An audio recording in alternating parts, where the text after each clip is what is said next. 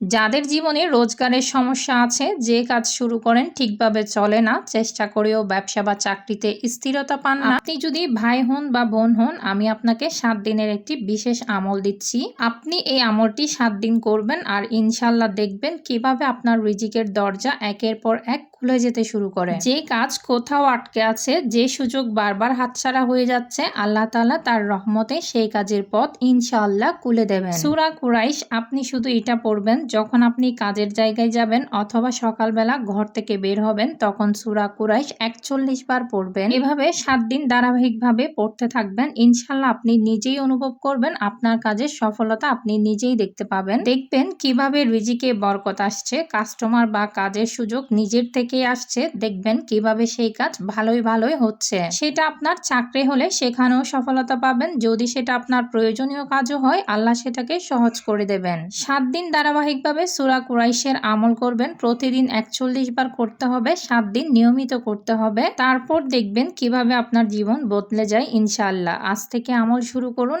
এবং এই আমলটা অন্যকে দেখার জন্য একটু শেয়ার করে সুযোগ করে দিন। হ্যালো এভরিওয়ান, আসসালামু আলাইকুম। আশা করি সবাই অনেকটাই ভালো আছেন। এতক্ষণ আপনাদেরকে একটা গুরুত্বপূর্ণ আমলের কথা বলেছি। যাদের ইচ্ছে হবে অবশ্যই এই আমলটা করবেন এবং আপনি যদি করে সফলতা পান তাহলে অবশ্যই অন্যদেরকেও করার জন্য বিষয়টা একটু শেয়ার করে অন্যকে জানিয়ে দিবেন। আসলে কোরআনের এই আমলগুলো আমি খুবই মান্য করি। এই আমলগুলো আমি নিজেও করার চেষ্টা করি। তো ভাবলাম আমি যদি অন্যকে শেয়ার করি, সেও যদি এই কাজটা করে সফলতা পায়, তাহলে আমার জন্য অন্তত কারো জীবনে ভালো কিছু হবে। তো যাদের ইচ্ছে হবে তারা এই আমলটা করে দেখতে পারেন। কোরআনের আমল কখনো ব্যর্থ হয় না। আর আপনাদের সাথে কথা বলতে বলতে আমি কিন্তু এখানে মাংস রান্না করে ফেলতেছি। অনেকদিন ধরে ঘরে বাজার সাজার কিছুই নেই বলতে একদমই কিছুই নেই। হাজব্যান্ড কোনো ধরনের বাজার সাজার কিছুই করেনি। অনেকদিন ধরে ডিম ভাজি দিয়ে ভাত খেয়েছি। তারপর আজকে ভাবলাম একটু মাংস রান্না করি। এগুলো হচ্ছে কোরবানির মাংস। কোরবানির মাংস পেয়েছিলাম আমরা 8টি পলিথিনে, প্রায় 2 কেজি করে, ধরেন 16 কেজি। তো